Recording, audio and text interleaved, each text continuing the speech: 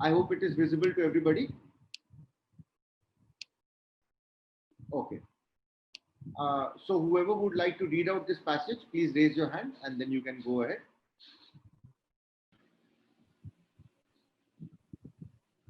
Article 21 of the Indian Constitution prohibits ex post facto laws. The expression ex post facto law means a law which imposes penalties or convictions on the acts already done and increases the penalty for such acts. In other words, ex post facto law imposes penalties retrospectively. For example, the Dowry Prohibition Act 1961 came into force from 1961. A person guilty of accepting dowry is punishable under the Act after 1961 and not before 1961. All right, so I need to read one Yeah, more passage, yeah. one You more can do para. one more. Yeah, one more, right? Okay. Ex post facto laws are of three kinds as follows. A law which declared some act or omission as an offense for the first time after the completion of that act or omission. A law which enhances the punishment or penalty for an offense subsequent to the commission of that offense. A law which prescribes a new and different procedure for the prosecution of an offense subsequent to the commission of that offense. Okay, good. Now, Ashank, read the next two paras.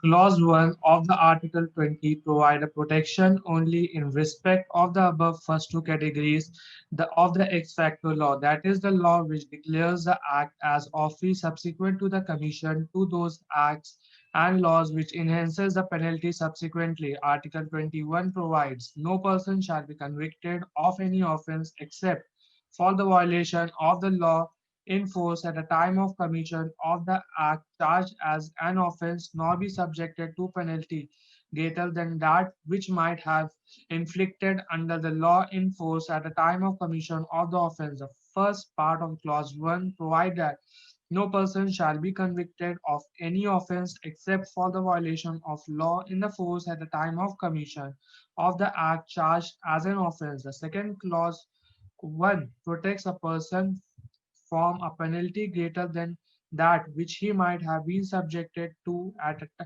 the time of the commission of the offense. Okay, good. Now, would anyone like to explain what is the meaning of this passage? Please raise your hand. Very briefly, in couple of lines, what is the basic meaning of this passage?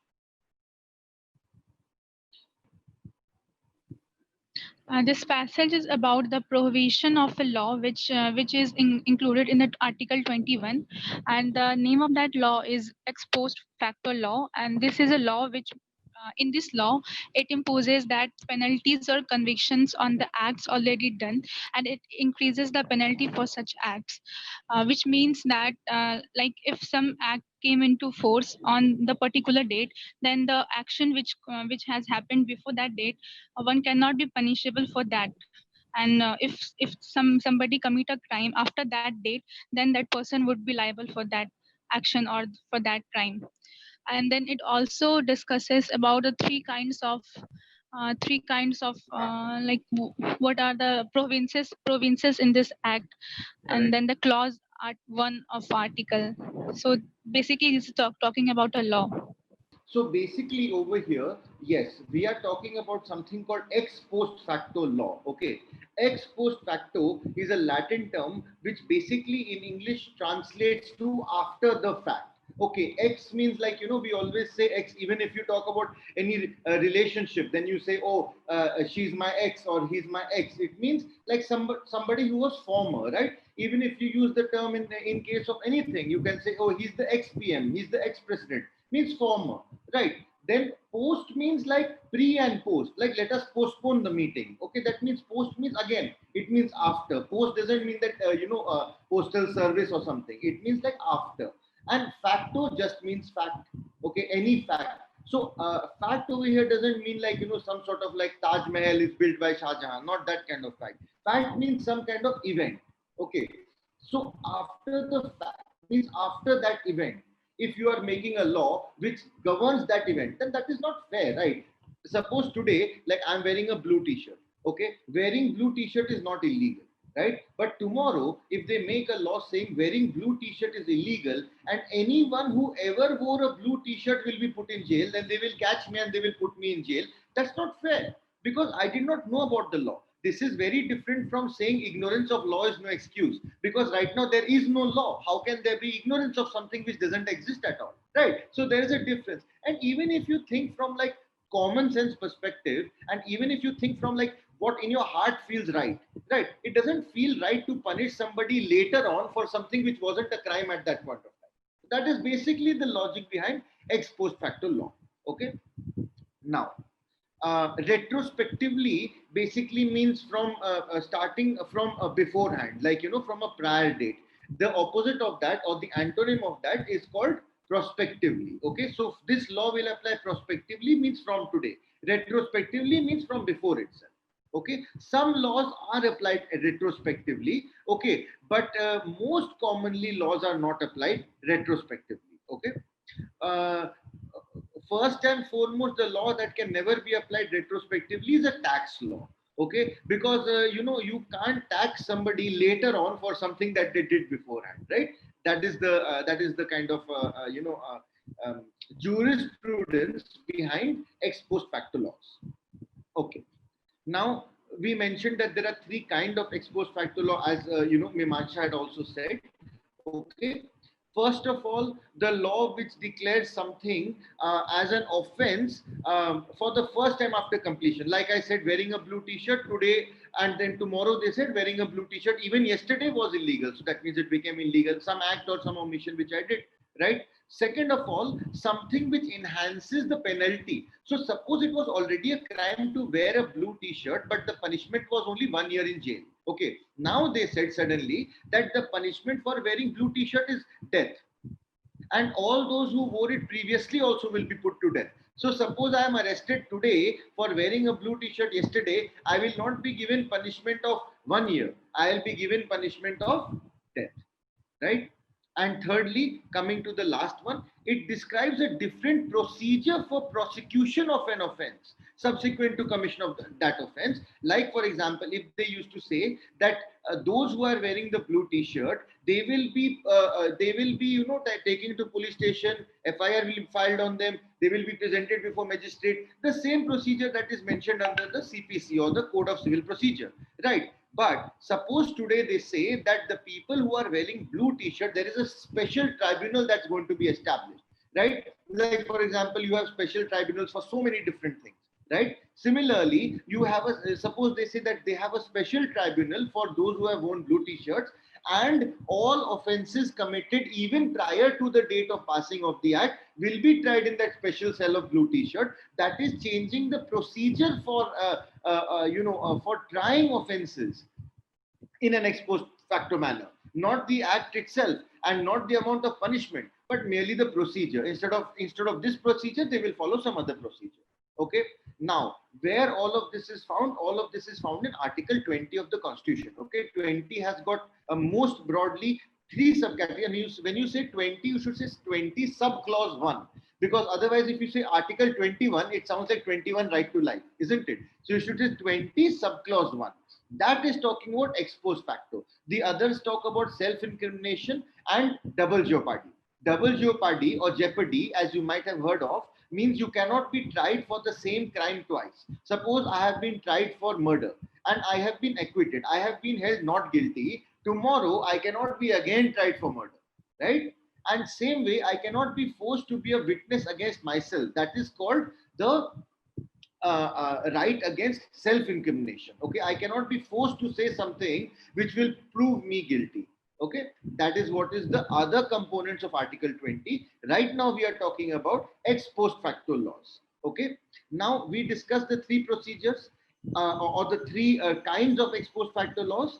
What we have found is that inside the Constitution of India, Article 20 subclause 1, only only the first and the second type are prohibited. That means that you cannot declare any act illegal ex post facto. Secondly, you cannot declare the punishment greater or lower ex post facto, but You can declare a new procedure ex post facto because it has not been prohibited under Article 20. Okay. Now, as we have already discussed, Article 20 says that no person shall be convicted of any offense except for violation of a law in force at the time of commission of the act charged in offense, nor be subjected to. So this part became part one. Nor be subjected to a penalty greater than that would have been inflicted under the law at force at the time of commission of offense. That would be part two. And what does it say? Cannot be subjected to penalty greater. So let us say that wearing blue t-shirt was earlier death penalty. They made it into a penalty of only 1 year. That is valid because it is not increasing the punishment. It is decreasing the punishment. That is allowed. Okay. Now, moving on to the questions. Again, one by one, I will ask you. Please raise your hand and then you can answer. So 101, who wants to answer? Please raise your hand. Sir, the answer of question 101 should be option D, because the crime was committed in 2012 and the Sexual Harassment at Workplace Act was amended in 2013, which is a clear violation of Article 20, subclause 1. Right. So you can conduct any inquiry that you like. There's no problem. It doesn't say that the inquiry had been, started under any particular act or any particular thing. It's just an internal departmental inquiry. You have every right to do that, but you cannot take any action because at that point of time, this was not punishable. Okay. So that's why the answer will be D. Good. Next, 102. Please raise your hand. I just sorry I was not able to find the option for raising hand. Yeah, so for question 102C would be the answer, because life imprisonment is less grave of a punishment as compared to Correct. Very good. death. Very good. If the answer had said life imprisonment to death, then that would not be valid. Right. Yeah. You can change it from death to life because it's going from higher to lower. Right. Okay. Good. Next. So the answer should be A, because the blog was not removed after the amendment, and each day that the blog it is not removed, it is violating hate speech. This is known as a continuing cause of action. Okay, you must have studied in tort law also. If I parked my car in front of your house, okay, and later on I removed it, no problem. I am guilty of parking my car in front of your house at that point of time. But if my car is still parked in front of your house, then it is a continuing tort, isn't it? Right? You have studied this in tort law, you have studied this in like a criminal law, civil law, all these basics that you have studied. Basically, offense is an offense as long as it is going on at that point of time. So till the time that the blog has been uploaded, it is still a hate speech. So the moment it became illegal, that time it should have been taken down. If it was not taken down, then it is violating the law, even though it might have been published earlier, right? Okay, go ahead. Yeah, so the answer would be C, because with the subsequent legislation, the limit of the age for someone to be considered as juvenile has been raised to 20 years, and the person who is the person that the question is talking about is of 19 years of age, so he would be considered a juvenile now. But why? Why Article 20 will not stop over here, ex post facto? Because he's the new amendment is in favor of him, right? So what? I mean, it's in favor or against, but that doesn't.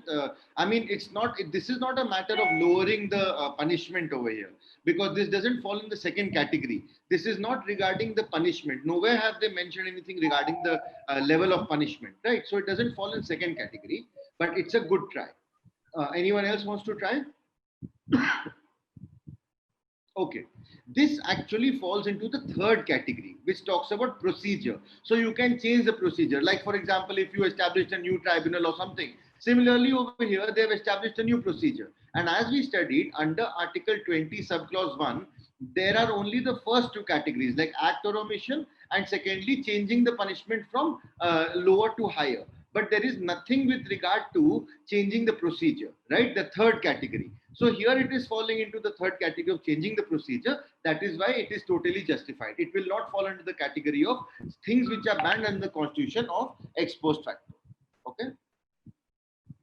Yeah. Now 105.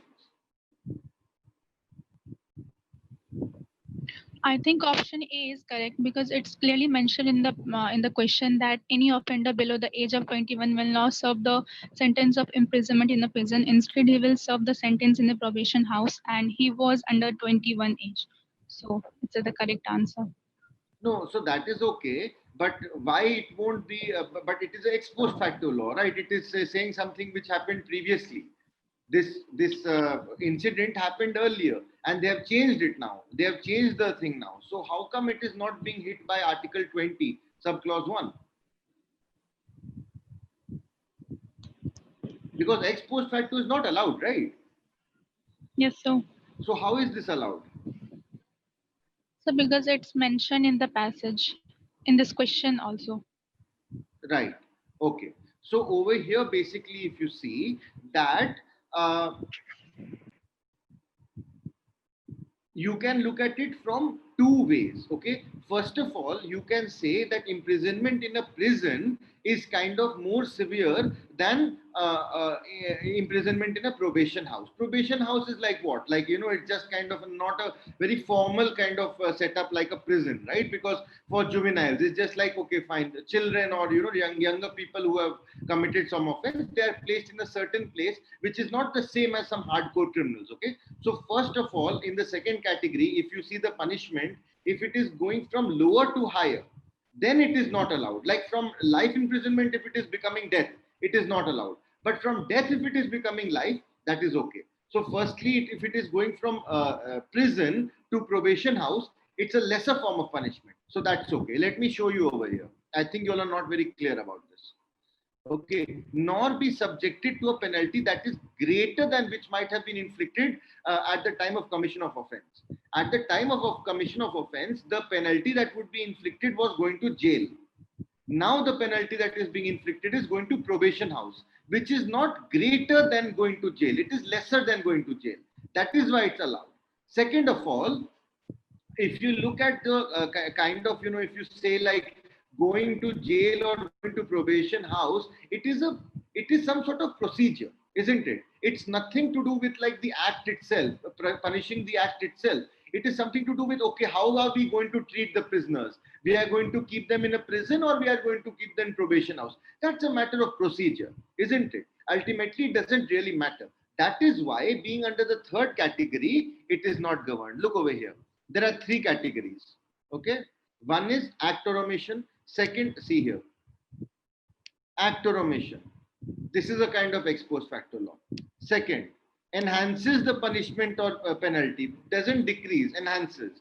Right? Greater than that which what with. That is the second point. Okay. Third one, law which prescribes a new procedure. Understood? These are the three types. Now it says clause 1 only provides protection for the first two categories. That means which declare acts as offenses and which enhance the punishment subsequently. In this case, like I mentioned earlier, going from a prison house to probation house, it is not increasing, it is decreasing. So you can go under the second category also. And it is a matter of procedure. So you can go under the third category also. Considering both these situations, you can say that it doesn't fall foul of Article 20 subclause 1. Okay.